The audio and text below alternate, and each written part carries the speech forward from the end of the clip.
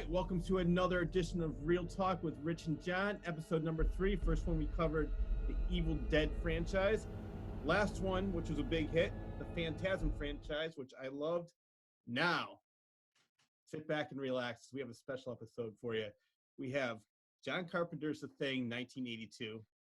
The Thing, 2011. It's almost like Dr. Seuss. Thing number 1 and thing number 2. Right, there we go. That's a good way. We should refer to him as that. Yeah, thing number 2. It's not really a And, sequel, obviously. Yes, and then we have, the Thing number 2 was a prequel, which we're going to talk about, and then we have The Thing from Another World, Howard Hawks, 1951, which started this whole story. I can't lie, I haven't seen it yet. You never saw the movie? I haven't seen it yet. No. And I want to read a short story too, but I'll get to it. Yeah. Yeah. No, there's plenty to talk about, and I'm sure you know some of the actors in it, and we'll talk about that once we get to there. But I do want to start with my all-time favorite, which is John Carpenter's The Thing. And I think we probably should tell people we're still in the middle of the pandemic. It's May 1st. You know what? Watching these shows, the last 2 shows, I feel like I'm in one of those movies like where there's an avalanche or the rocks in the cave caved in, and I'm stuck there. I'm like, it's day number 355. I don't know if anybody knows I'm here. I haven't eaten in days. I'm still wearing the same clothes. Right. I might have to hack off my arm. It's and what's great is this is such a timely film for what we're going through right now. Yes. You know, like I'm going to jump ahead a little bit to part 2 because I just watched it today. The whole thing with they actually say the word quarantine in it. You know, what do we do in a situation? We have to isolate. We have to quarantine. I was like, wow, creepy. You know? No, it is. And you know, it's funny because The Thing, John Carpenter's The Thing, exactly the same premise where they're in Antarctica. They find a spaceship. It learns to replicate its prey. So first it starts off with a dog. We'll get into that. Yeah. But so nobody knows who is who. They don't know if they have it, so we can say that that's the coronavirus. They have to quarantine themselves. You don't know who's guilty. They don't know who has it. Like, are you sick? I don't know. And then everybody's getting paranoid. Like, well, what if you're sick and I'm not sick? I don't want you to get me sick. You were alone with the dog, not me. So there's this. It's almost exactly what's going on now. It's such a great. You went there. I didn't go there. You went there, so you're probably sick, and I didn't go to, Italy, so I'm not sick. And it's like. Yes. Everyone can be sick, That's why we're face to face right now. We're doing this via the internet. Instead of sitting in a room talking, we're sitting in separate rooms, just to play it safe. I mean, I'm not worried about me at this point. I'm not worried about you at this point, but it's the smart thing to do. Exactly. And I don't mind being quarantined in my little cave over here. There you go. Exactly. If you have a good place to be quarantined, that's awesome too. Yeah. So, but I think the movie that's why, we didn't even really plan it for this reason. I just love The Thing, and you like the movie. You love the movie I love as well. The first one. Yeah. But watching it again, because I don't know if people realize that we're huge horror movie fans, and we've seen all these movies, but I have to go back and I have to rewatch it again because it's been years since I've seen it. And then what I love about this show too is I learned so much about these movies because I want to go back and learn a little bit more so we have something to talk about. Great. Oh, wow, I forgot about this. Yeah, and there's so many great things I've learned about Phantasm, Evil Dead, now The Three Things. Yeah, I didn't like going into this one. Thing was a movie I grew up with. It was always there. It was always my family liked it. My parents, it was one of those things I always watched, and I almost took it for granted, because it was always a cool movie that was on TV, or we had a VHS of it, or whatever the case may be. So watching it in the past week, knowing this was the next episode we were going to do, went back, rewatched it, and it was just it was a comforting, creepy film. It was comforting to up with it. So I knew all the beats and everything. Yeah. When you're watching it to try and analyze it and find something new to talk about, it was like the creepiness kind of struck back in because you're looking for little things and certain character traits and things that I didn't catch in the past. Or just how cool Wilford Brimley was in that film, how well he did. Because everyone thinks of Wilford Brimley as the happy old grandpa who diabetes.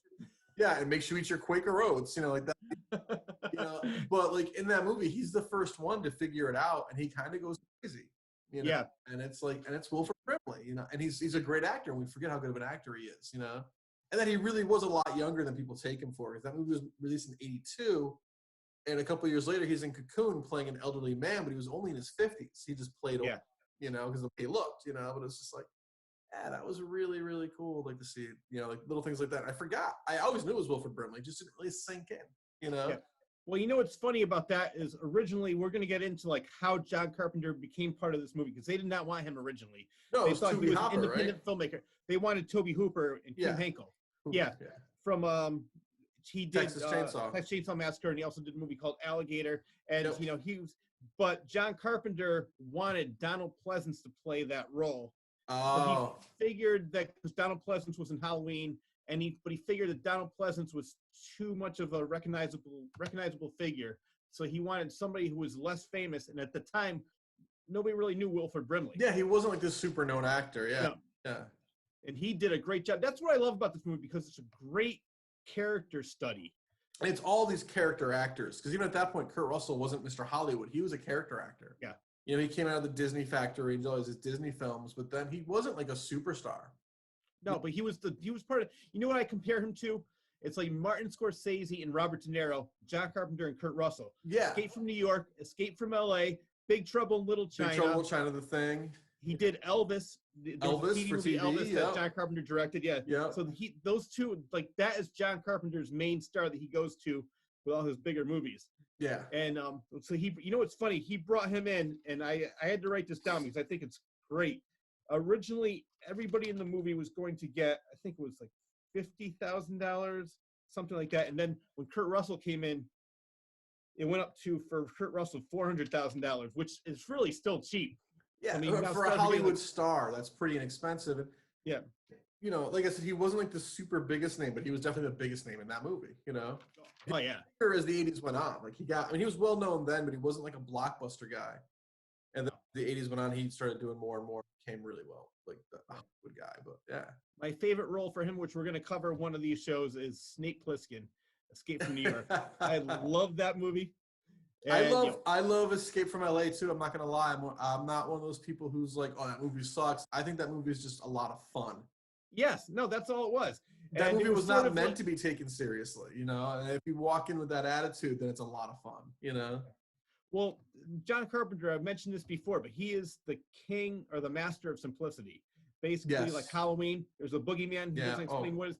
Assault in Precinct 13, they raid the police station. Yeah, it's as simple as can be, yeah. And this movie is very similar too. You have all these characters, they're stranded, the spaceship crashes, and they don't really go into a lot of explaining. It's just the characters let their actions, explain the story instead of like, have like, the first one, Howard Hawks' version, which you didn't see, but throughout the whole movie, they have the scientists explaining everything. Well, this is why, he just lets his characters be, and I love the fact that that he less is more with him.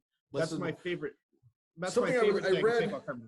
I don't know if I read or I watched it on a YouTube analysis, or maybe it was even a documentary, the behind the scenes documentary from the DVD, where they talk about how, I think it was an analysis though. The movie actually explains it all in the opening scene if you speak Nordic.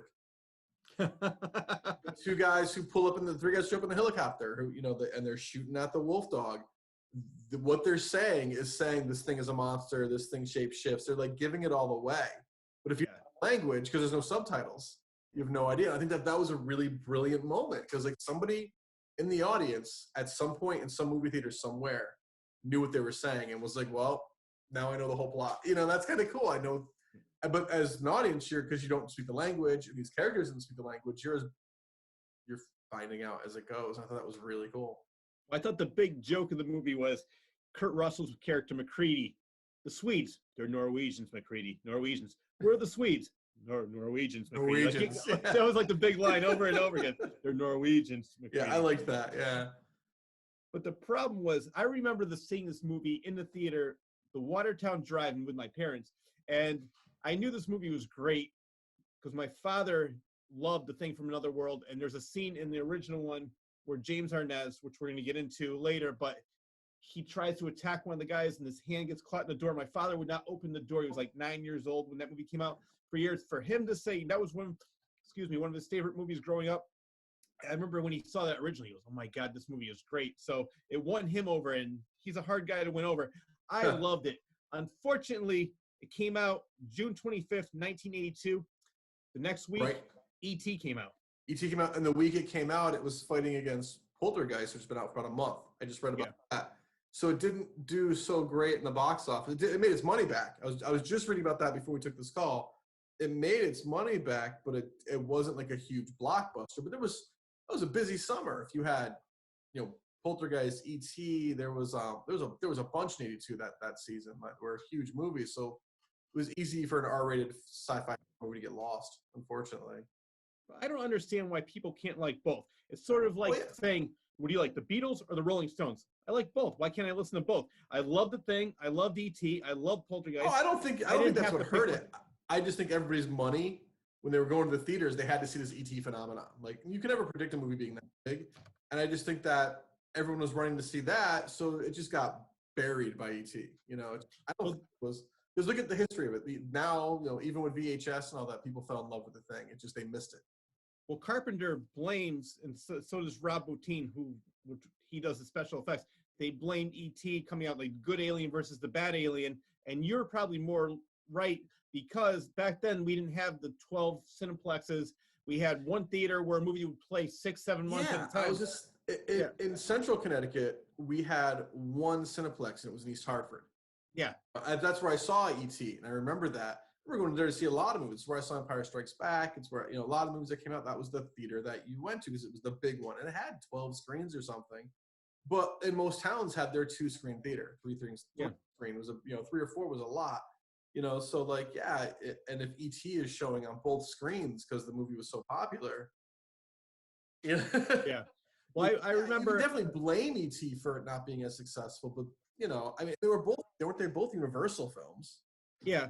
But the thing was, it's people, according to what I was reading, and I said I agree more with you, that like, E.T. was nice, warm and fuzzy movie. The Thing, all the blood and guts and gore, but both movies had an audience, and thank God, for VHS, because VHS came out, and that's where it became a cult classic. People realized how great it was.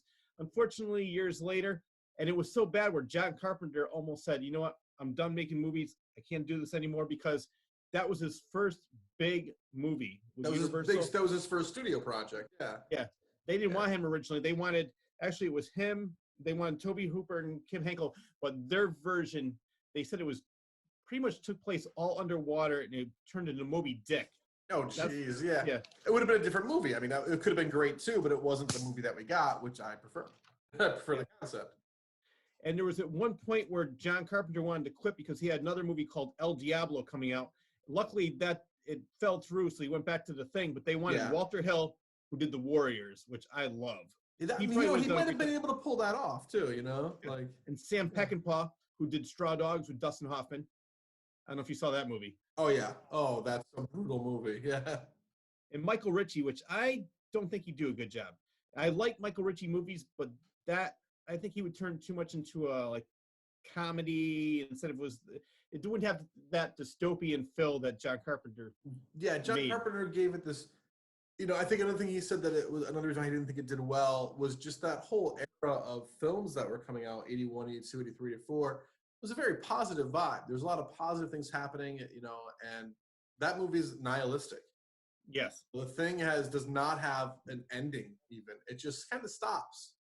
Because that is the ending. But like for that type of Hollywood audience, that would fly better now, definitely in a Tarantino world and things like that, where you can just be like, all right, go home and think about it. But at that point, the blockbuster world had really started taking over. Not Blockbuster Video, but Blockbuster Films had really taken over. And I think that hurt The Thing in a way because they spoon feed you the ending. Yeah. You sit there and decide, are either of these guys The Thing? And are they going to make it through the night even? I didn't like that. I paid money. I want to see a happy ending, and you didn't get that. Well, it's funny that you say that because the editor said, John, I personally love the ending, but we have to let's make an alternate ending just in case because I think this ending is too dark. So the ending they originally wanted was they're both rescued. Right. And the next scene that shows McCready at an office getting his blood work done saying, all right, you're fine. And then they're both saying to the staff, hey, which way to get a hot meal? And then the movie ends, but they're both the thing. So they're both. No, actually, sorry, thing. no. There's two endings. One ending was where it shows McCready. I'm sorry about that. I'm getting ahead of myself. McCready is in they said like he's at the office. He's not infected, and he walks away happy. The other ending, which is Lancaster was the name. Was it Bill? Not Bill. Yeah, Bill Lancaster. Yeah, who is Burt Lancaster's son. And his father-in-law was Ernie Kovacs. Yeah. So Bill Lancaster, who did the screenplay, came up with another ending, and this is the original ending that he had, but John Carpenter went with the ending that's in the movie, where McCready and Childs turn into the thing. They're rescued in the spring by helicopter, and they're greeted by their survivors by going, hey, which way to a hot meal? And they're both the thing, and the movie ends. See, that's a cool ending, because that kind of ending is a kind of sequel bait too. You know, like let's bring them both to civilization and have them wreak havoc. Or it's just, oh my God, there they go, and that's a good ending too, though. Like, holy shit, everyone's dead now. You know, everyone's dead because of these guys. I mean, I love the ending the movie has. You know, yeah, me too. They got the bottle of J&B, and they're just taking sips off it together. Just gonna have to wait it out. Waiting it out. I know that there were some comic books that came out in the early '90s that picked up like the next day with McCready, and I think it was he had killed. Just with Childs. Yes, killed him overnight because he was the thing, and then the comic books kick up. I remember reading like the first run of them. They were from Dark Horse, and just art wasn't that great. I lost interest. You know. Okay. You know what's funny? I didn't even realize it came out with those, because I do have the Phantasm comic books. I do have the Evil Dead comic books. Yeah. If I knew they had the thing, I probably would have bought it, but I didn't realize. But you're telling me it's not even really that good. They didn't really go anywhere. I remember they did 2 other follow-ups to it, like miniseries, and they didn't really do anything either. But I just know they weren't really popular. I didn't even know about the follow-ups until I was doing research for this. And I'm like, oh, there were even more? Yeah. Why? I'll tell you what made the movie, though, was... Yeah, that's the thing. Some things don't need a million spin-offs and comic books and video games. Some things should just be what it was meant to be. E.T. is a great example of that, actually. Yes. Not to go off topic, because it was the same era. Like, that movie never had a sequel. That movie never had a comic book. That movie had the novelization, which just told the same story. But then even the sequel book was just more of this is the idea, but it was never like big. It was never popular. It was just, you didn't need to go any further. Sometimes things should just be done. Even the video game for E.T. was an embarrassment, you know? I like what somebody said, and it's so true. It's like, why can't you come up with an original idea, finish it, then move on to another original idea? Everybody's got to like remake this, reboot this. Now you're doing remakes of the reboots of the remakes. Oh God, it's just that nothing is original anymore. And I was going to talk about this later. They're already talking about doing a remake of the thing. I just read about. They announced it this year. Yeah. Like, why? I know. You know, especially with like there's that company Fathom Events right now. I don't know if you know who. Yes. Fathom Events is re-releasing movies left and right just for like special weekends and like. Yes. Just re-release the original film, because everyone who loves it that finds out about it will go, and they'll probably bring a buddy that has never seen it. Oh my God, this movie's playing just this weekend only at this theater, even if it's 100 miles away. We got to go. And somebody's like, I've never seen it. Well, then you're coming with me. You know, they did it with Dark Crystal a couple of years ago. Yeah, and I bought it the day it came out. Last year they did it with the original Muppet movie, believe it or not, for the anniversary. And I was like, I'm buying. I own a video, a DVD, a VHS, a Blu-ray. You know, I own every version of it. I'm gonna go see it in the theater again, though. You know, I would back out. That's why I loved when Criterion Cinemas New Haven was doing their Insomnia Theater. Every weekend at midnight, they would show a different movie, and I saw Evil Dead, I saw Army of Darkness, I saw, I'm trying to think what else, Clockwork Orange. I mean, I own all these movies like you. I can play in these movies if they ask me to, because I know all the lines. But it was so great to see it, the theatrical experience, with everybody around you that loves the movie just as much as you. Everybody's getting into it. It's just fun. And instead of making a remake, just put the old one back out there. Yeah. There's a reason why you're remaking it. It's because you want to make money. And I get that. But you'll probably make money off just re-releasing it too. You know? No, I agree with you. And I'm so glad that John Carpenter walked away from it because he was so distraught over the failure. Even though it really wasn't that much of a failure. The budget was $15 million. And it grossed 19.6, so it didn't lose money. Yeah, but it didn't really win a lot of money. It's just it wasn't a hit. Yeah. It didn't fail. It just wasn't some big hit, you know. But John Carpenter's movies, as a general rule, aren't hits. No. Halloween, you know, Yes. most of his movies find their life after the fact. Yeah. You know, most of his movies do better on video and DVD and home media and television. I don't know why, just how it is, but No, I remember seeing. I didn't see Halloween. I think I was 10 years old at the time. I remember seeing it on HBO or Movie Channel. I never saw that one in the theater, but I mean, Escape from New York and all the rest after that, I just loved. It was nice. When a John Carpenter movie came out, it was an experience. It was like, all right, let's go. It's another theatrical experience. John Carpenter directed it. It's got to be good. Yeah, so I always the first Carpenter movie I saw in the theater was Starman. Oh wow, that's a great movie. So, you know, I was born in '75, so there was no way I was going to Halloween at 3 or 4 years old. You know, like that. So, and then, you know, Starman was like 85, maybe. I think so. Yeah. PG-13, so it was like I could get into it without having to worry about it. Just go in and pay my $2 and go. And I didn't really know the brand name of John Carpenter at that point. I was aware of Halloween. I was aware of Escape from New York. I was aware that I knew I'd seen The Thing. I'd seen Escape from New York. I don't think I'd seen Halloween yet. Yeah. At that age where I was just starting to put names to things. You hit this, you start recognizing names in movies or whatever you're interested in, but movies in this case. So I was fully aware of, oh, this person does this kind of thing, this person that kind of thing. And John Carpenter's name would always pop up in like magazines that I was reading, whatever. I didn't really, his face. So when I went to see that, I didn't realize it was the John Carpenter, the same, because everything he did was like horror and sci-fi, like harder R stuff. And then the sweet fantasy film, which I love Starman, you know, it's great. But I wouldn't put that like in a, like if somebody's like, oh, name 10 John Carpenter movies, most people wouldn't even think of Starman. You know, it's like Big Trouble in Little China. Most people don't even realize that's John Carpenter. But if you were like somebody who was a genre fan and you were like name just 10 Carpenter films, I think Big Trouble in Little China will pop up because of the cult following it has. Yeah. Starman, it was just so different, and it disappeared. I mean, it did. People don't even talk about it anymore. It was just kind of like did really well when it came out for him. I remember that, like in reading about it after the fact, and it was, you know, he won awards and all that, and then no one remembers it. Yeah.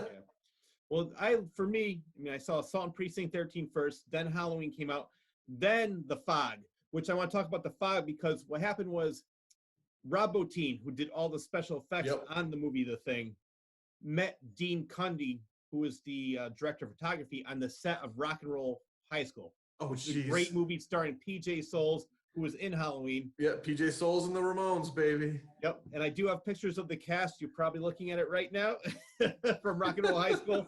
But he was on the set, and he goes, you have to introduce me to John Carpenter. I want to meet John Carpenter. So they were filming The Fog, and he goes, come on, I want you to meet John Carpenter. So that's awesome. All he said was, so cool.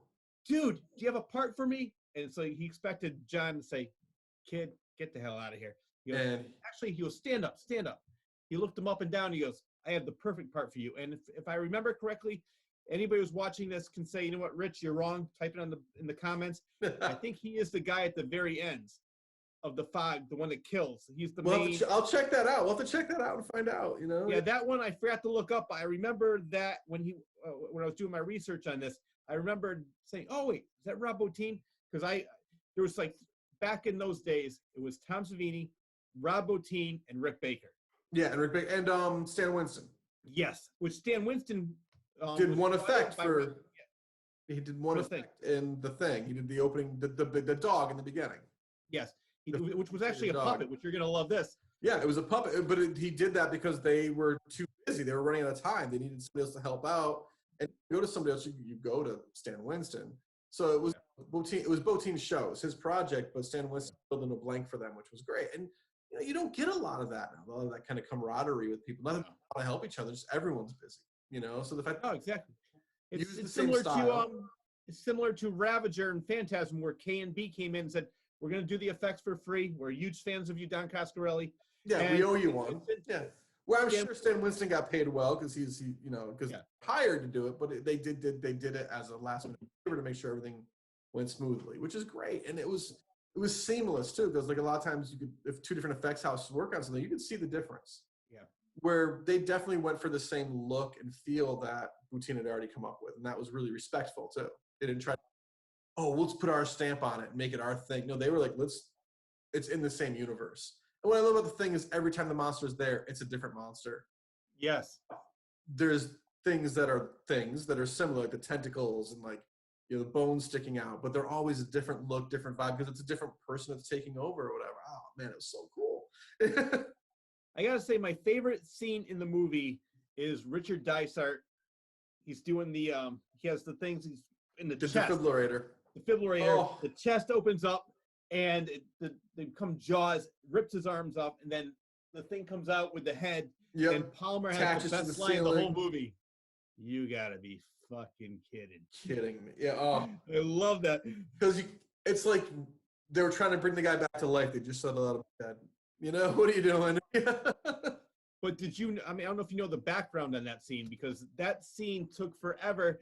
What happened was they found an actor that lost his arms from the elbow down. So he didn't have the arms, and they glued on jello arms. Like, yeah. Yeah. Yeah, I read a little bit about that. Yeah. Yeah. And then when he went in there, then the jaws, it was animatronic. It closed out, clamped on the arms, and bit them off. But what happened was when it sprayed all over the place, John Carpenter said, "Stop! What the hell is this? It looks like way one of too those much blood in Las Vegas." He goes, "This is not. It's like a fountain in Vegas. We can't do this." So they had to. They're starting to clean everything up, and John said, "What are you doing?" He goes, "We have to do it all over again." Yeah, but we have to have it done by tonight. So Rob Bottin worked hours and hours and hours. They had to redo that whole scene all over again. And later on, when the chest opens up, then his head stretches. Yeah, his head. Yeah. And so John Carpenter said, "I want some fire with that." He goes, "All right." So he had the neck, because he wanted to look that elasticy feel. So he had bubble gum and all these and plastics. And there was one problem with the plastics. He said, "What's that smell?" It was very flammable. So when they lit the fire, the head exploded. That scene was probably one of the best scenes in the movie, and it took forever to film. And Carpenter was so worried that it was going to look cheesy, it was going to look fake. And when he saw the end effects, he said, "Rob, you have carte blanche with me. You can do whatever the hell you want." Yeah, I mean, that movie was so, part of what made that movie so good wasn't just the music, the tone, the look, the lighting, the acting. It was one of those movies that really hinged on the effects.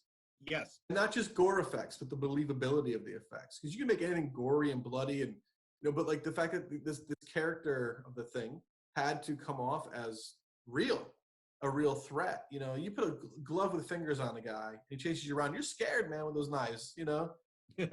Slash you. But this is this monster that could have been wholly comical had it not been lit right, built right, you know, like it could have been really bad. But the fact that it did such a good job making it look real and ominous and scary. And you know, like, to jump ahead to the prequel, you know, some of the CGI in it was just too crisp. We've talked about this before already. Yeah. And what kills me is there's images online. You can go on YouTube and watch it. They shot that movie with practical effects and then CGI'd over it. Yes. But some of the CGI just looked so cheap. Just leave the practical effects there. Well, the director hated in the prequel. The director admitted, he goes, "I do not like CGI. I'd rather," he goes, "people don't like to be looking at a tennis ball with a big X on it. They want to actually see something they can react to."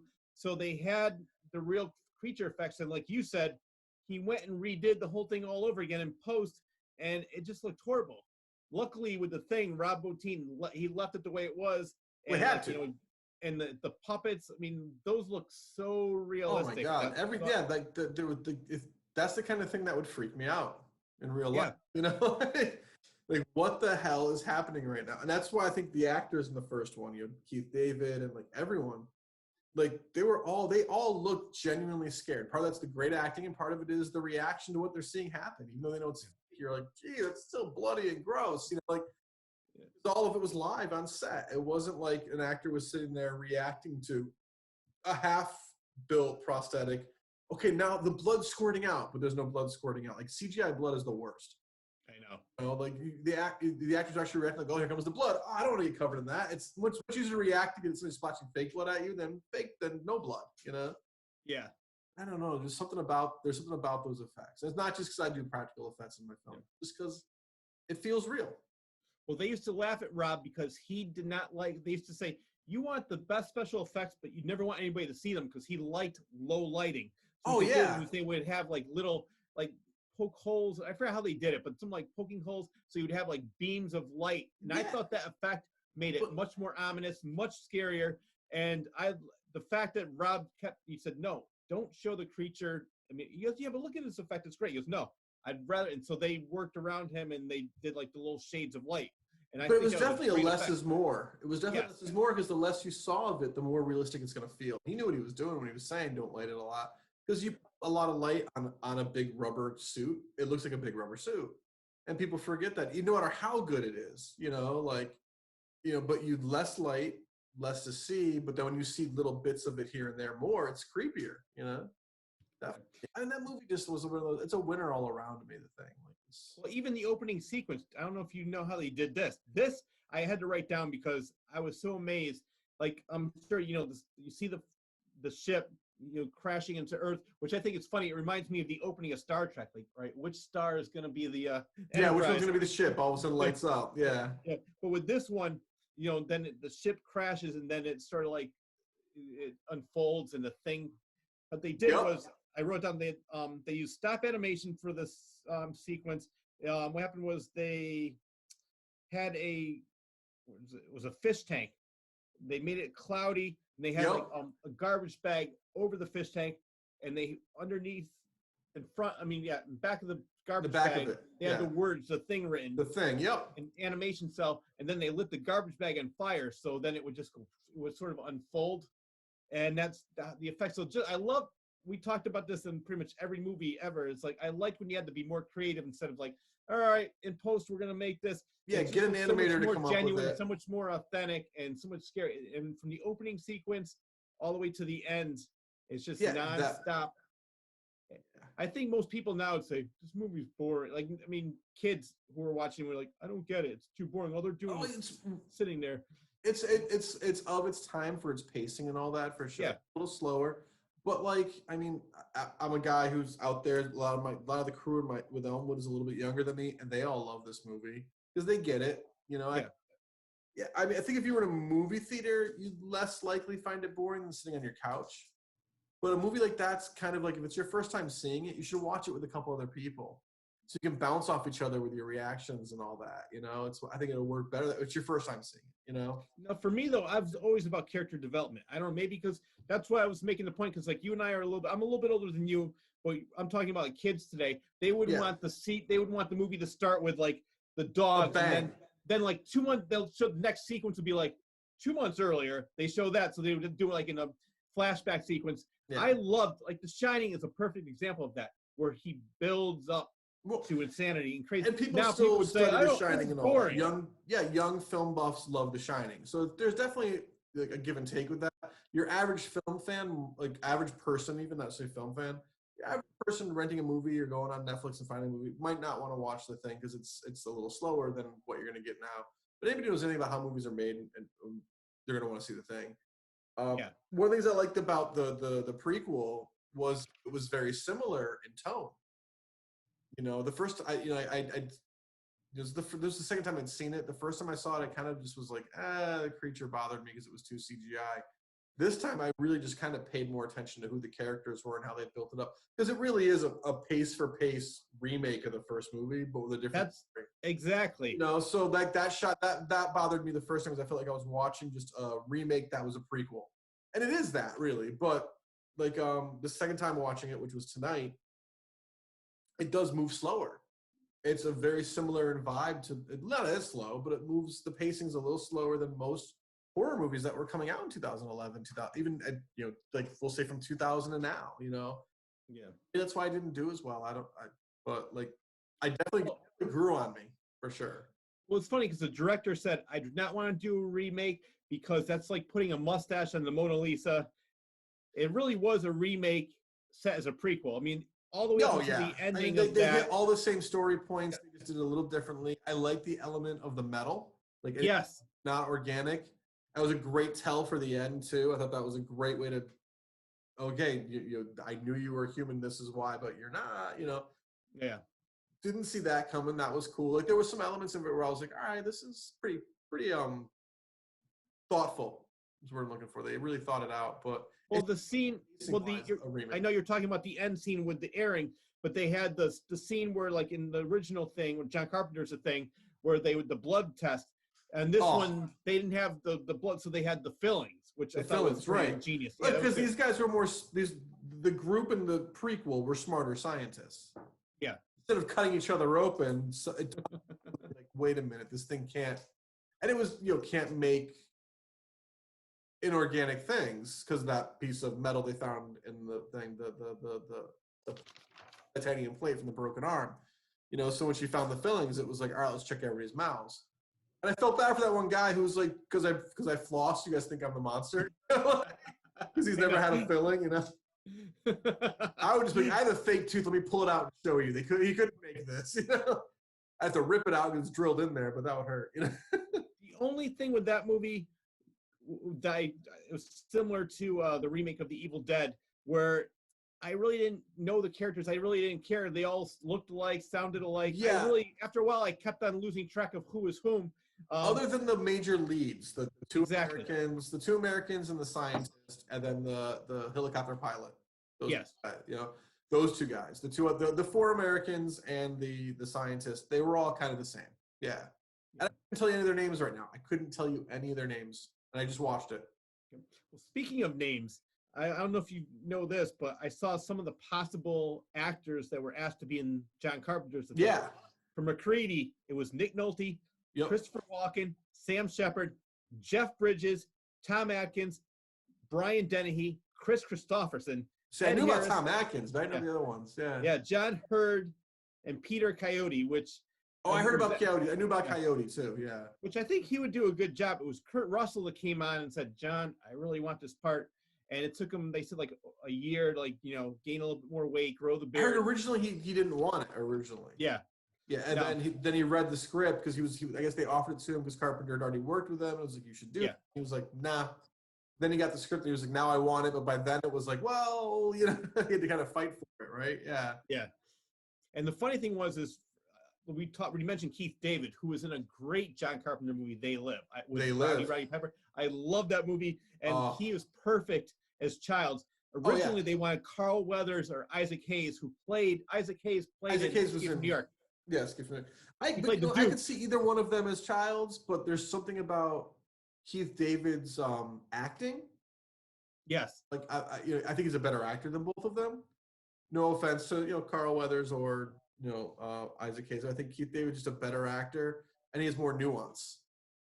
No, I agree with you completely. I think Carl Weathers and Isaac Hayes have their own place. Like Carl Weathers is great as Apollo Creed, and I don't know if Keith David would be a great Apollo Creed, but nobody could be Childs other than Keith David. When I say Keith that David, part was meant for him. Yeah. And the other, Ernie Hudson was actually the front runner for. I could see that he would have been less intimidating and a little more, I think, just frustrated. His style of acting. I think he would have been more like a. Yeah. No, Keith David's more intense. Yeah, he would have played a little more burnt out. Yeah. Well, speaking of burnout, now speaking of burnout, Palmer, he was a great character in the movie. Yes. And who originally wanted to play him was Rob Bottin. Oh, really? Effects. Yeah, and I guess he couldn't do both, so he obviously went the effects. But he goes, no, I'd love to play Bottin, or I'd love to play Palmer. And originally they were thinking because Palmer has these comedic qualities to him, they wanted Gary Shandling and Jay Leno. And I said, I really cannot picture either of those. No, maybe I could give Shandling a pass because he's actually an actor, but Jay Leno, no, he's made one movie I think as an actor. He was terrible. Yeah, the only movie I've ever seen him in, he plays a teenager in a movie called American Hot Wax. It's about Alan Freed, who was later on he did another movie, but it was terrible. He's just not an actor, like no. Yeah. And then, do you know the name William Daniels? Yes. He played Mr. Feeney in Boy Meets World. Yeah. He was the voice of Kid. Yeah, he originally wanted to play Dr. Copper, who was played by Richard Dysart. And see, I can see that. Yeah, me too. He's got a similar vibe. Too. Yeah. And Brian Dennehy wanted to play Dr. Copper as well. But Richard Dysart, it might be in part because I've seen the movie and I see what these actors do, but I can't picture the movie with anybody else besides. No, that's what I was just going to say. David. That was one of those perfect cast films. Richard Mazer. Yes, He's great. He loves the dogs and all that. Like Clark. Like the, yeah, Clark. Everybody in that was like perfectly cast, even for the smaller parts. Like there was not a bad. Windows was great. Like everybody in it was so good. Like, it's fun to think about who could have done it, but that was one of those perfectly cast films in the end. Yeah. I have a funny story about Windows. Windows, I can't remember the actor's name. It's something Waite, W-A-I-T-E. Is it Thomas? Not Thomas Waits. It's in my notes. Thomas Waits. Yep. Okay, so he was in the Warriors. Yep. And it's funny because I met him. I heard a story about him. So when I met him, I said, I have to ask you this story. The story I heard was that he was killed in the movie The Warriors because Walter Hill just hated the guy. He goes, this guy's a pain in the ass, so I'm going to kill his character off. So I asked him, and I said, is that true? He goes, why? I said, why'd they kick you out of the Warriors? Because I'm an asshole. And he just laughed. So I guess the story is true. And it's funny because Walter Hill was asked to be on the thing when John Carpenter quits. I don't know if he would have been killed even sooner. Right. Killed sooner. Or he would have been recast maybe. Yeah. Yeah, but the funny thing about that is his name was originally Sanchez and then Sanders. The reason they named him Windows is because he came in with those glasses. Those giant glasses. Okay, they renamed the character for him. Yeah. Cool. That's cool. Well, you're probably seeing a picture of him right now when I met him at the Warriors reunion. Oh, is that where you met him? Cool. Yeah. It was in Coney Island where at the Of course. Yeah. Yeah, where they, with the big Wonder Wheel. And it was he was there, so was, the rest of the cast. But that's when I was able to have a chance to talk to him. And I didn't really get a chance to talk to him about The Thing, which I like him so much more in The Thing than The Warriors. But yeah, you were there for The Warriors, though, so I get it. It became. Yeah. What I was going to say was John Carpenter cast this purposely. He wanted all men because he didn't want any sexual tension. There's one woman in the movie. Do you know who it is? No. The voice of when McCready is playing chess, the voice of the computer is Adrienne Barbeau. Adrienne Barbeau, okay, yeah. Who was his ex-wife, or his wife at the time, now it's his ex-wife. She has a son with John Carpenter, and those two go on tour playing the music of John Carpenter. The music, yeah. He doesn't really direct anymore. He just does his music now, yeah. Like, but the film, The Thing, though, like you saw it in the theater, right? You said, or no? Yeah, it was the Watertown Drive-In.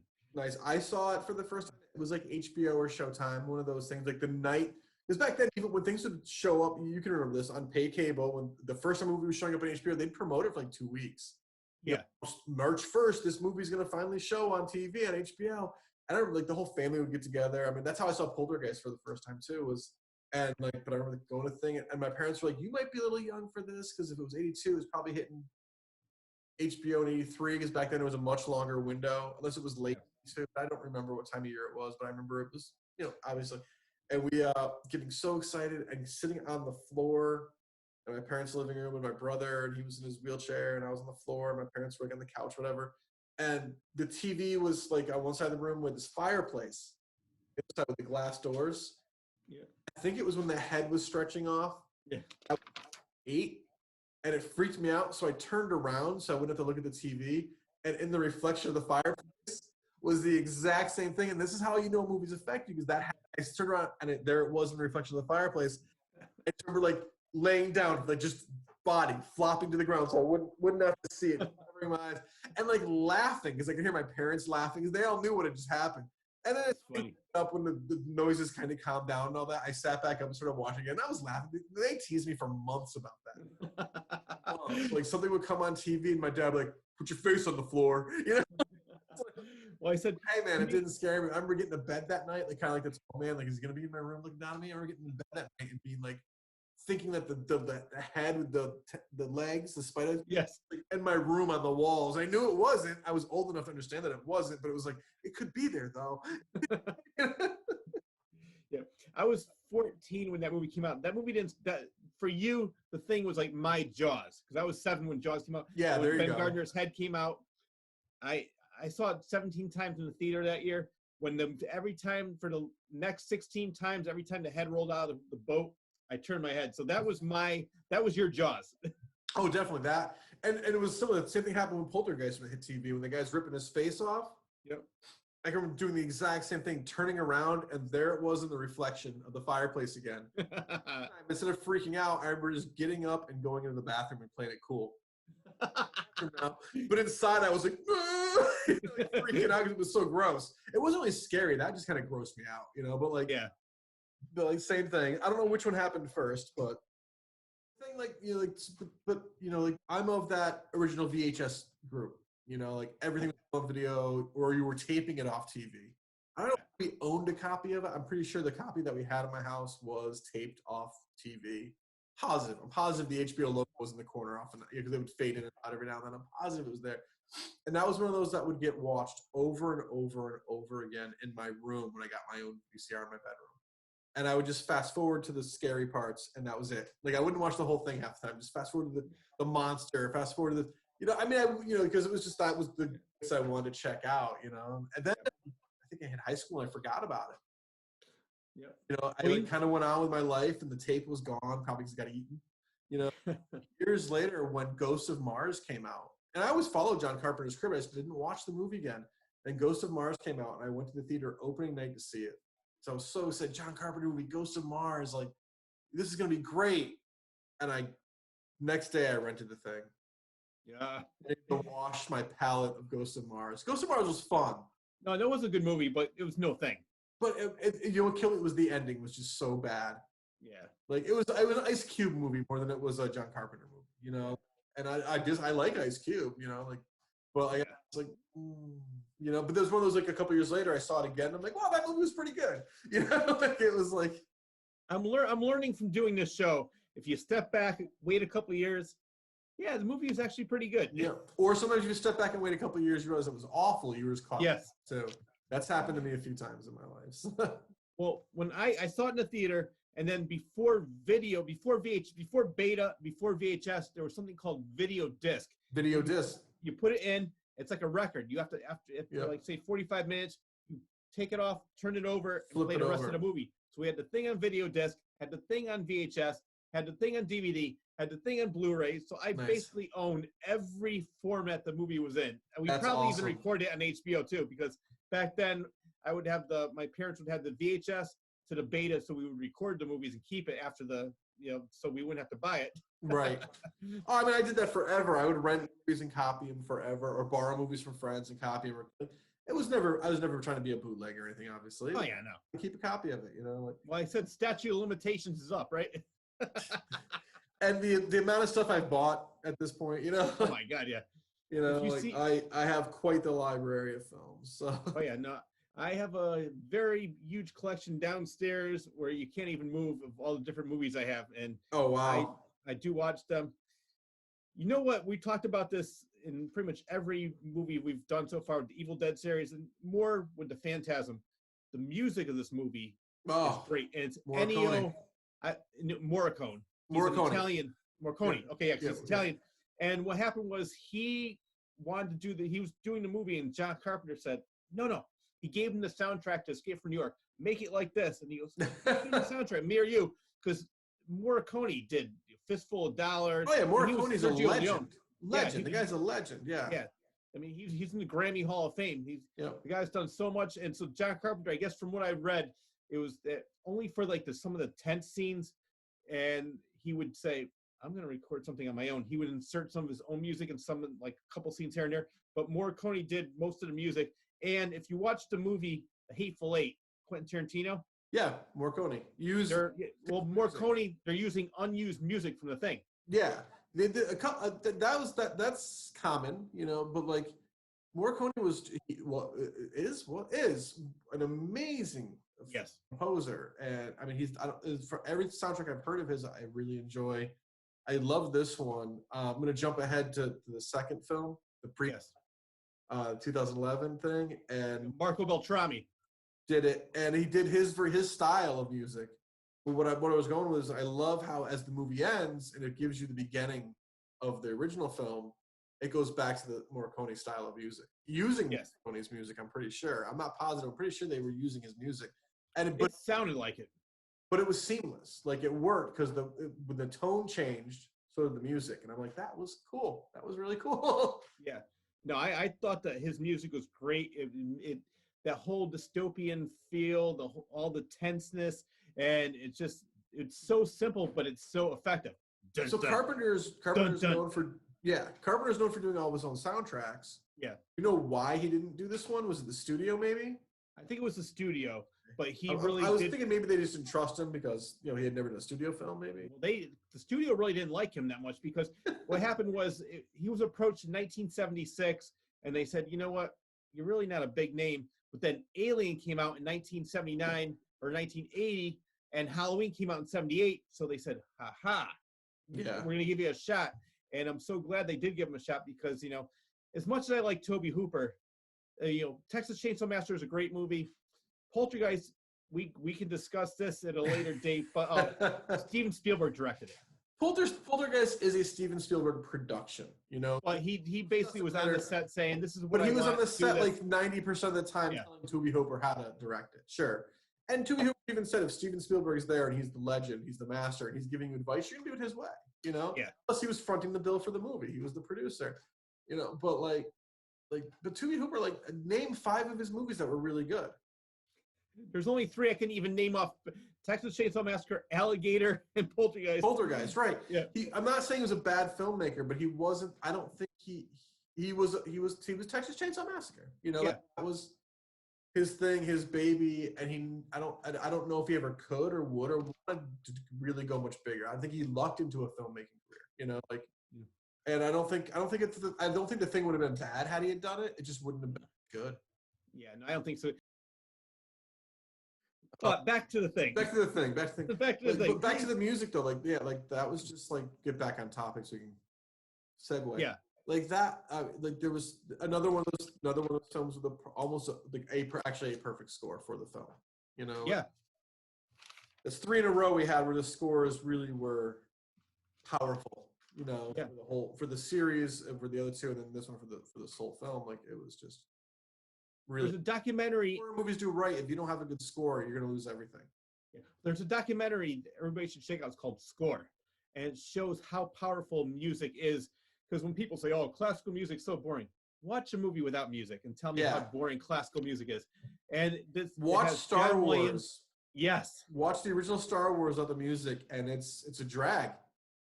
It's not a bad movie. It's just a drag. It drags on and on and on, and then you put John Williams' score behind it, and it blows up.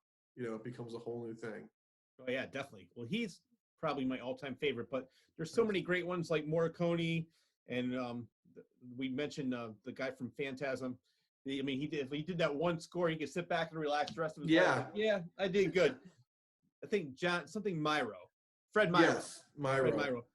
But I think do you have anything to add for The Thing 1982? I think we pretty much covered everything. I don't think so unless something pops up as we're going. I just want to one of those great movies of its time, and I loved it. And to me, out of I have no flaws in that movie. There's no flaws in that movie to me. No, it is flawless. And out of the 3 things, that's my all-time favorite.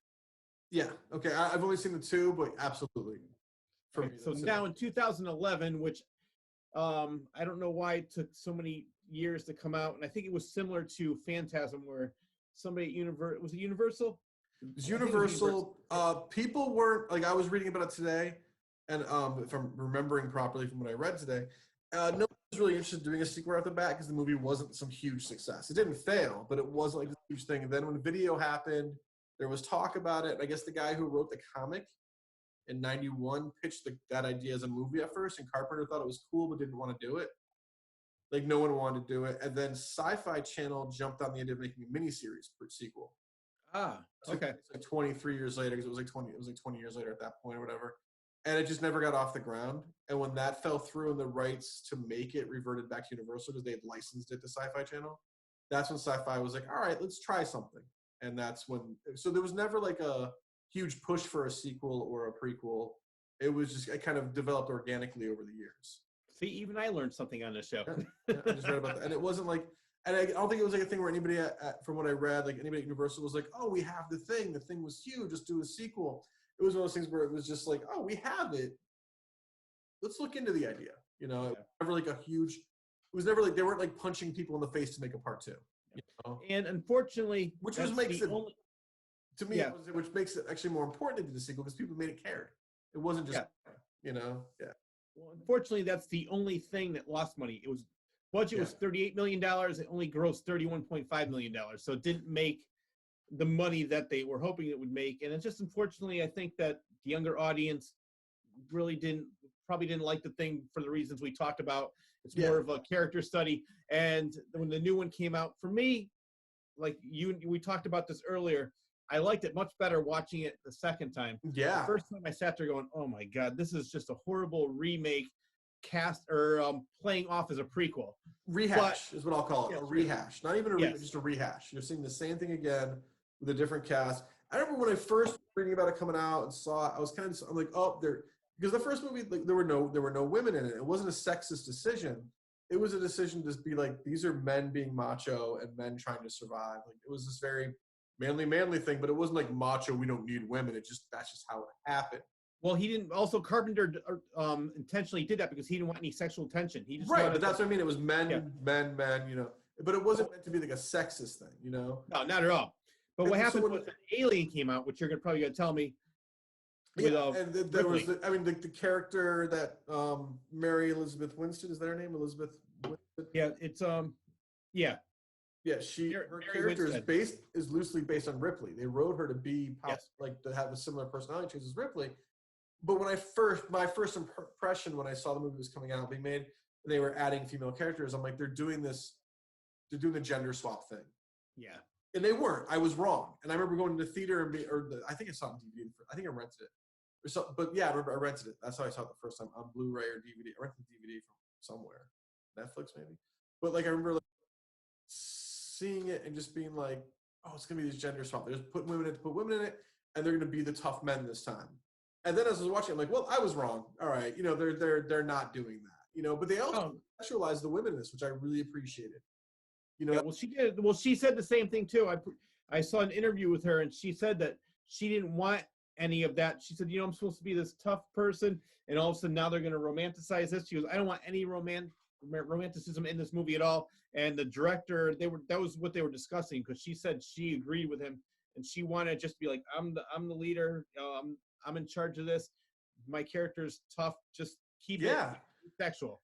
Yeah, there was nothing sexualized about any of the characters. And I remember the first time when she's in the helicopter and they're flying there, and the guy turns and put the headphones on, and he wants to ask her about sports. Yeah. At first, it's set up to make it seem like he's going to try and flirt with her. Because even the other pilot's like, oh, don't do this to yourself, man. Like, you're going to get shot down. And then he's like, hey, just tell me how the Astros or whatever it was are doing. She's like, oh, I don't follow football. And he goes, well, it's actually a baseball team. And she's like, well, I don't follow baseball either. So, all right, because he just wanted to know how his favorite team was doing because he hadn't seen a newspaper in months. And it wasn't him trying to flirt with her. I thought that was great. It was just, you speak English. Tell me how the baseball team is doing. Oh, you don't know? Yeah. Well, you know, and he was like, don't do this to yourself because you know the team sucks. And I thought that was really fun. And it was one of those human moments we talk about you don't get a lot, too, you know? And so, like, but overall, like I said, I don't hate the movie. It just, like, it was a rehash, you know? It was a rehash with characters I really didn't care about. That was the difference. Yeah, that's why I couldn't tell you any of their names right now. No. Couldn't tell you any of their names. And I just watched it. It's 11:20 now, and I stopped watching. It ended at 9:30. So 2 hours ago. Yeah. I cannot tell you a single character's name.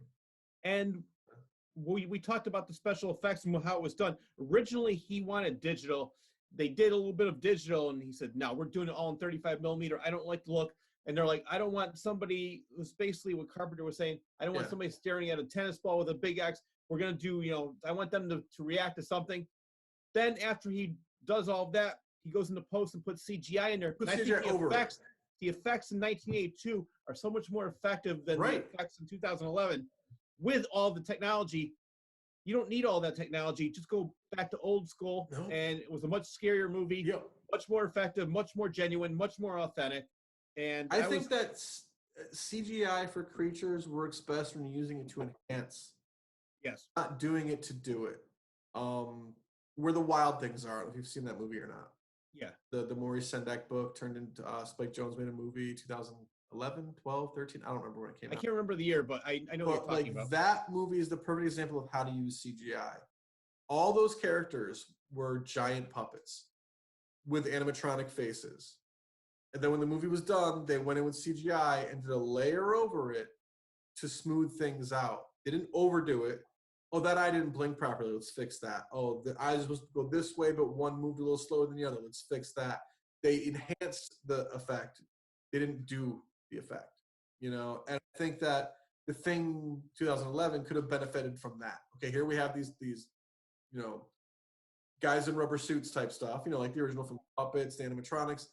And so this effect didn't work as well as we wanted. Let's add a couple more tentacles in with CGI. Okay, let's do this, let's do that. But instead they went and relied on it. And when you lay that over it, if it's not blended perfectly, it looks sloppy.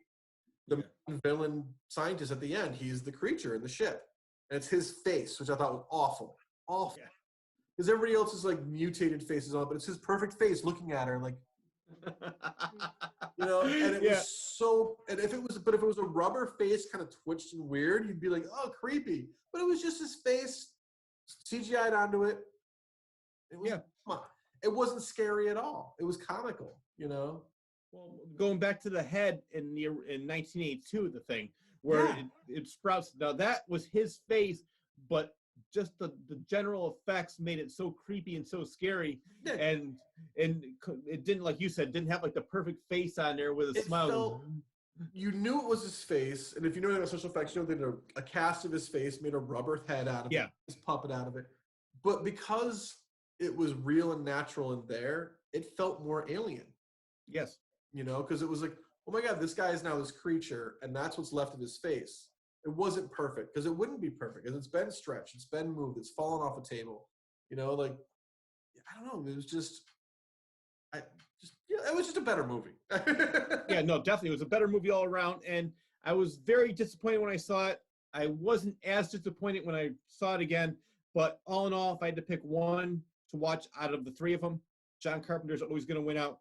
Now, I do like the ending in the 2011 version. I like how, he goes, hey, where's your earring?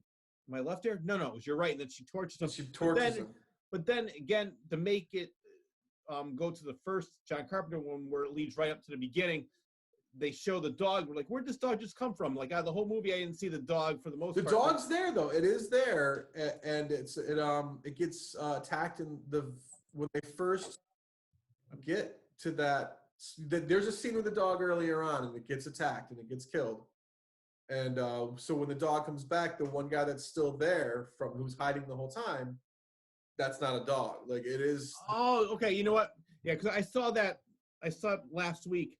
Okay, so I did forget about that. Yeah, you're right. Yeah. And I loved how the movie ends, where the film starts. I actually thought that was I didn't see that coming the first time I saw it, and that was one of the things when I walked out there, I'm like, that was actually cool. They did a really good job of setting up. Like, you could edit these two movies together and they'd flow as one big movie. Yeah. Now, the original ending, I don't know if you know about this, it said Kate was to discover the original pilots of the spaceship, which had been killed by the Thing, implying the ship was crashed to kill the monster. That was the original ending. I love how, so they crashed. I feel like that would have gave you too much, I mean, we got a semi-origin with this film. Then all that, the monster is the alien. The monster is the pilot to me. I like that idea better. Yeah. And I should have, usually when a movie gets pushed back, I guess the original release date was pushed back from April, October to allow time for reshoots. Usually when you hear about that, you're like, all right, something's wrong. But I don't like, and you as a filmmaker probably know this or probably agree with me. I can't stand you spend 6-7 months working on your project. This is everything you've done. You have 30 people come into a theater. This sucks. And you have to change everything for the studio. Yeah, I don't like that. It's like the whole thing with reshoots is 20 years ago they were doing reshoots too. It's just we didn't have the internet to tell us about it. Yeah. Movies were being tested. They'd go back and reshoot things because you want an audience to get a look at it. Because in this type of situation, they're making a product to sell. They want to be the best-selling product they can make, and I understand that. You lose some creativity sometimes there. So they went back and reshot things. And like it's 20 years ago, we wouldn't have known that. You might have heard people in interviews after, oh yeah, we reshot this scene because it didn't do well with test audiences.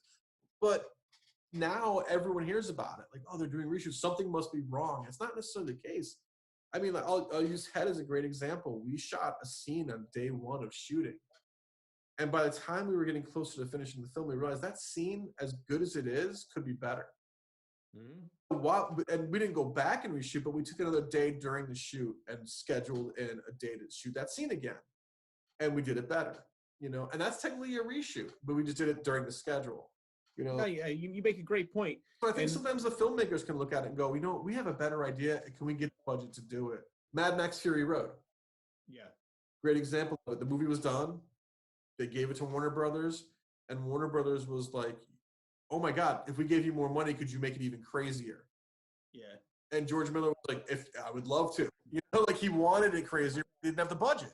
So I just don't like when somebody, you know, finishes their movie, they're so proud of it, it's the best movie they ever made, and you have like 15 people in the theater saying, this is horrible. And then the head of a studio who's never been on a lot before says, all right, listen to these people. Listen to these 30 people that aren't your target audience, which is all. Yeah, exactly. Yeah. That's what gets me mad. And sometimes I agree, like what you're saying makes much more sense than. Yeah, it's like 50-50 though. There's plenty of times I'm sure it's a test audience fucks a movie up. Yeah. Oh yeah, no, definitely. Yeah. I think it's more like 75 to 80%. Right. If they just look and that's why I'm glad. Like we'll go back to Phantasm, where Coscarelli went back to being independent, and he was able to do what he wanted, and the movies were so much more creative and so much more fun. Yes. And you know, luckily Carpenter, you know, had enough, not with this, but I think probably later on he had enough popularity where he could say, right, I want to do it like this. And he didn't really work for any major studios. I'm trying to think maybe after that. His budgets were always low enough too that it wasn't a high risk. Always had a profit. Yeah, you'd always turn a profit. Yeah, you know. Yeah. And I think that the Thing coming out in 2011, the Thing prequel, I mean, I can't name a single movie I saw in 2011. I'm sure I know I saw movies in 2011, but I can't name a movie that like blew me away that whole year. So part of me just like the whole Hollywood machine at that point was just so broken. No, I mean it's just of it. Now it's even worse because like we talked about back then they were doing remakes. Now they're doing reboots of the remakes. Yeah. Now they're rehashing the reboot of the remake. So nothing is original. And there was a studio executive that I was listening to an interview, and he said, we can really care less what the movie's about. All we care about is that we have a title that sells. So Halloween, I don't care if the movie will get it in theater, make our money in that one weekend, and then bam, it's out. And then you have the home media release, whether it's streaming or a disc, and you make your money with that. I don't know if you're a Kevin Smith fan. Yes, I am, which I loved. Jay and Silent Bob, that's what I was referring to when I was thinking of that. The Jay and Silent Bob reboot film. Yeah, it's hilarious. Was so on point for making fun of reboots at the same time being a sequel. It really wasn't a reboot. It was just called a reboot because they were making fun of the Hollywood system of reboots, but it really was just a sequel. You know, but no one calls them sequels anymore. You know, no one calls the fifth Avengers movie an Avengers sequel. It's part of a universe. You know, no, sequel. You know, it's all universe. Where Jay and Silent Bob reboot was like we're calling it Jay and Silent reboot, but it's really just a sequel. You know? But like John Carpenter, though, he's always been going back to the Thing, and just his work in general, always a very creative filmmaker. Oh yeah, you know, like he's always been like, I don't know, just all the way up to what was the last movie he made? He did one of the Masters of Horror or something like that. Might have been the last thing he did. That might have been Cigarette Burns was his Masters of Horror. What was it? Cigarette Burns was his episode. And that was the last thing he directed, wasn't it? Like it might be. I can't remember anything else because he produced a lot. He did the new Fog, which I really had no interest in seeing because I love the original with Rob Bottin. Yeah, with Rob Bottin. And I mean, the new Halloween movie was great. He's a producer of that, and you know, but like he just kind of like, but he's always been very creative. I'll give him that. Like he's always been inventive and imaginative. I mean, they live. Oh my! I love that movie. What a concept, you know, and the fact that he has like a 10-minute fist fight over a pair of sunglasses. These guys get in a fight. You know, the funniest thing about that is South Park recreated that scene. Oh my God! Frame by frame, yeah. I love that. But I remember, like, my wife's not a big horror fan. She's not a big horror person. It's just not her thing. You know, she tries every now and then to watch a movie together. It's just not her vibe. Like, she gets why I like it and why I do it. And a friend of mine who's a friend of hers, kept talking about They Live, and she's like, I don't want to see this movie. Like, it's more of a science fiction movie than a horror film. So she let us borrow it because I didn't own it, and went to watch it. And when it was over, my wife was like, that was awesome. Like, some horror elements, but it's definitely more of a science fiction satire. Yeah. You know? And when it was over that fight scene, like, she was like, how long is this? I'm like, oh, it's not over yet. And when it was over, she was just exhaustedly laughing. She was like, that was so over the top. I'm like, that was the point. You know. Well, I've met Roddy Piper. He was one of the nicest people in the world. I bet. But that scene, my favorite line is like, "I've come here for two reasons: to kick ass and chew some bubble gum." And I'm fresh out of bubble gum. Yeah. It's just that you could tell they just had so much fun making that movie. Oh yeah. And I was talking to him about that. He was going on and on, because I mean, I've seen him in that. There's another movie he did with Andrew Dice Clay, which was really good, I thought, and a couple other movies. But he's just a fun character in that movie, and you can tell they're just having a great time.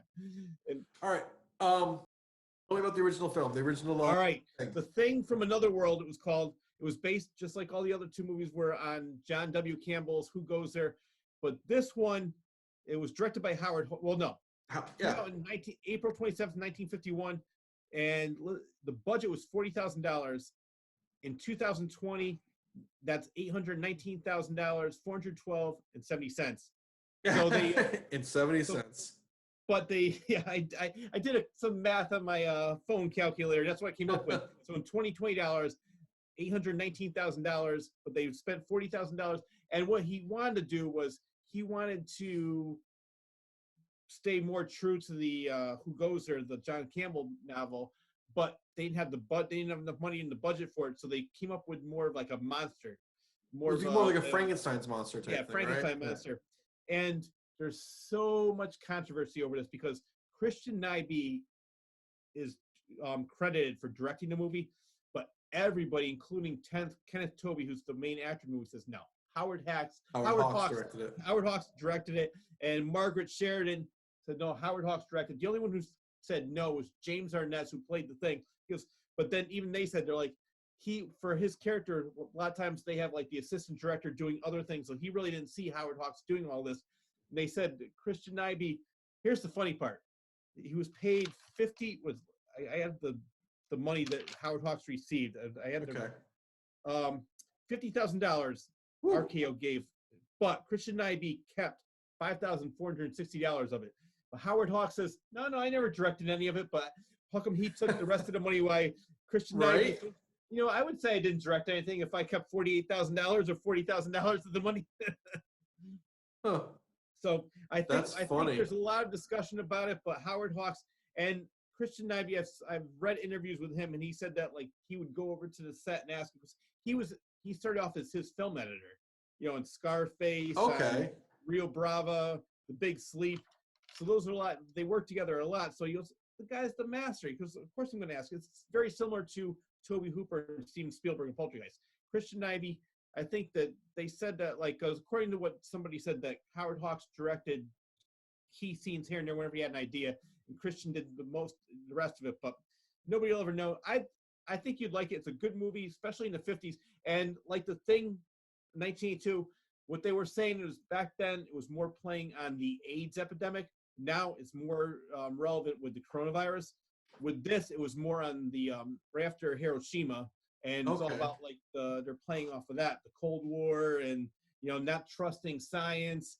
So they played with the Cold War was a big thing, and like underlying unspoken theme was the Red Scare in a lot of science movies. Yeah. So that's what this movie was basically playing on, and it's the funny thing is James Arness, who you probably know is Peter Graves' older brother. Yep. From Mission Impossible. Yeah, but my favorite role for Peter Graves has to be Airplane. He plays the pilot. Right. Oh my God. Everybody bath or whatever it is. Yeah. But James Arness was so embarrassed of this movie, he didn't even go to the opening of it. He said he says this movie is an embarrassment. It's not going to make any money. I look like a giant carrot. He hated everything about this movie because he went on to play in Gunsmoke, and that's where he really found his success. Yeah, I was going to say he was on Gunsmoke for like 20 years. Yeah. Yeah. Well, he hated this movie. He just did it at the time. He didn't think it was going to do anything. But the movie did make it was a paycheck. Sometimes you take a job for a paycheck when you're an actor. Yeah, I'm sure that's why he did it. Back in 1951, which I think this is a large dollar amount, it grossed $1,950,000. It beat out The Day the Earth Stood Still and every other science fiction film of that time. Oh, wow. The highest grossing science fiction film. And unfortunately, it was Margaret Sheridan. She played the lead actress. She was very similar. She's not really similar to the 2011 Winstead actress. Okay. but she was the main character. But after that movie, she became typecast, and she was in a couple other movies. But Howard Hawks loved her so much, he signed her to a 5-picture deal. And after that movie, she really went nowhere. So basically, he was like renting her out to like TV shows and commercials. Yeah, because back then, when you signed to the studio or somebody, you were stuck working for them. You couldn't work for anybody else. Yeah, it was like a contract, but they would sell your contract, or So she. Yeah. So back then, the studio owned you. I mean, if you did something, if you did half the things the actors do off camera, they would be fired from their contract. They would never. Oh, they told you how to cut your hair. They told you who to get married to. They did everything to keep the image up. Yeah, Hollywood was a different thing. Yeah. Yeah. So unfortunately, she didn't really go too far after that. But I mean, again, like if I made one good movie like that, that's a classic, 50, 60 years later, like, right. That's pretty good. So in your opinion, is the 82 film, does it lean more on a remake of that, or is it more of a fresh adaptation of the book? The 1982 version is an adaptation of the story Who Goes There, the short story. Okay. And this is completely different. It's more of I guess like they said the first 5 or 6 chapters are very similar to the story, where they find the ship, in the ice, they take it out, but then from then on it goes to what John Carpenter did and what 2011 thing did, where it replicates the person it wants to, or the animal. But this one was more of a monster, and it's funny you mentioned Frankenstein, because the Lee Greenway, he's the special makeup effects artist, and he was so proud of his creation that he drove James Arness in the makeup, and Howard Hawks, he wanted to show it off to Howard Hawks. Hawks looked at it, laughed, and said, "Hey, get me a Frankenstein type headpiece, so put it over Arness's head. This is stupid." He goes, he didn't like the makeup. He goes, "Just get me a Frankenstein headpiece." And so it took him 5 months and 18 sculptures before he came up with a design that Hawks liked. That's crazy. That long for that, huh? Well, I mean, different times too. I mean, sometimes even now we take longer, but I can, it's just, I feel like in the 50s movies are being cranked out so much quicker. That they took a 5-month development. That meant they cared about making the movie right, at least. Well, the funny thing is that they, which I think is still important. You have to be very detailed, and only if you're in the movie for a little bit, that's going to be like what people remember. James Arness doesn't even appear until 1 hour and 10 minutes into the film, and the movie's only 87 minutes long. Oh wow! So he's literally in it for the last 20 minutes. I mean, yeah, he's very rarely. That's crazy. But all and I did it too. All I remember is James Arness in a thing. And I mentioned earlier, it's like there's one scene where, bam, they put his arm through the door and then they light him on fire. My father said he was 8 years old. He would not open a door for probably like 4 or 5 years after that, because the movie scared him. And you look at it now and everything is in, perspective. It's like, really, that scared you? But then people look at the thing in 1982, really, that scared you? So, I mean, it's all in a person's perspective and, what was going on at that time and how old you were. And I mean, I thought it was a great movie regardless.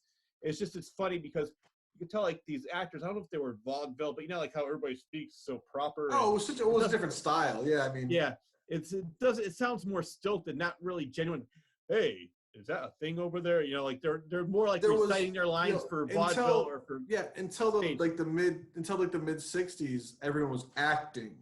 No one was being natural. This whole natural thing started happening, I think, in the late 50s and 60s. And a movie like that, especially with sci-fi, of course, you're acting. Oh my God, we're going through this. We're going through that. It was like the Adam West school of acting. Adam West and William Shatner.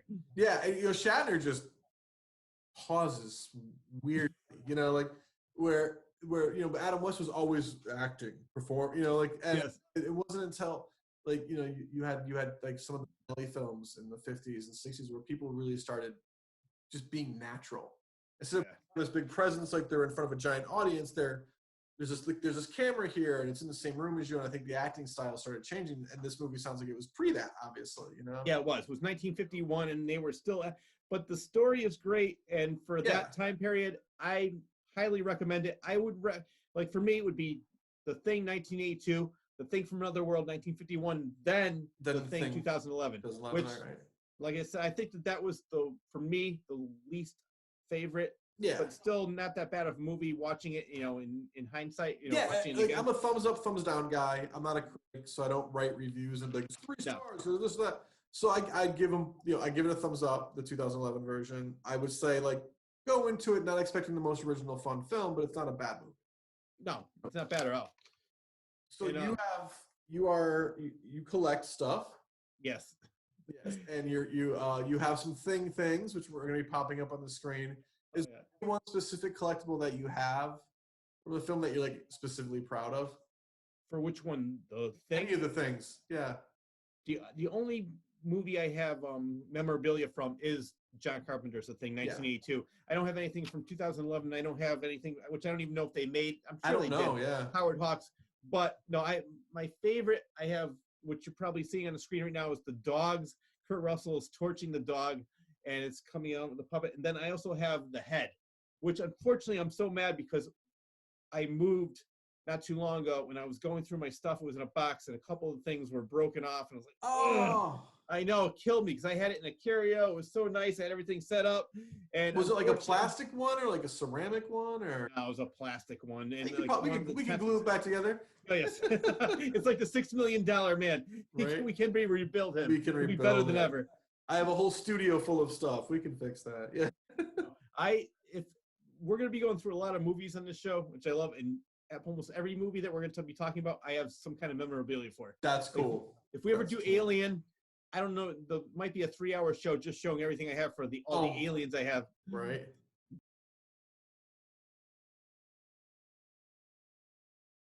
Awesome. I think that pretty much wraps up this episode. We talked about The Thing, 1982, John Carpenter. The Thing, Part 2, sort of like, not Part 2, but The Thing, like Dr. Seuss. You know, Thing 1, Thing 2. Thing 1, Thing 2. Not a remake, but it is a remake. It's not a rehash, but it is a rehash. It's a rehash. No, it's definitely not a remake. It's a rehash. They took the same story and just moved it to the other side of the hole. And then we have The Thing from Another World with James Arness, 1951. Great movie for its time period. I highly recommend seeing it. I'm going to check it out. I'm definitely going to check it out. Yeah. You're going to pick one movie, though, for the people that, sometimes they'll say, Rich, you maybe want to see this movie. Check out John Carpenter's 1982 Thing, because that is the best. You're not going to be disappointed. And I highly recommend, all three for their different reasons, but John Carpenter is my all-time favorite. Awesome. Like I said, I've listened to two, but the Carpenter film is still one of the coolest sci-fi horror movies of the 80s, like ever, period, of the 80s. Like, definitely we'll be watching that again and again and again as the years go on. Well, John, I enjoyed this episode. We're going to be back with some more. I do have some ideas. We'll talk about that for next show. This is Rich Sayre. You can find me at nutmegjunction.com, and Nutmeg Chatter presents the Claw's Corner. And go ahead. I'm John Bristol. You can find me primarily at elmwoodproductions.com, and everything else is linked from there. Yeah. Exciting. All right. And we'll see you on YouTube.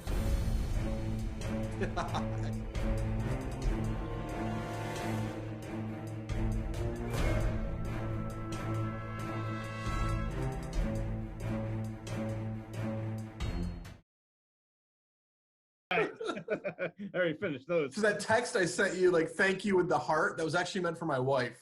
And I'm like, because you both texted me at the exact same time, and I went to reply, and I was like, oh shit, because she's out of the house tonight. I was just saying, you're very tonight. I'm like, thank you. You're very welcome, honey. Yeah, and I was like,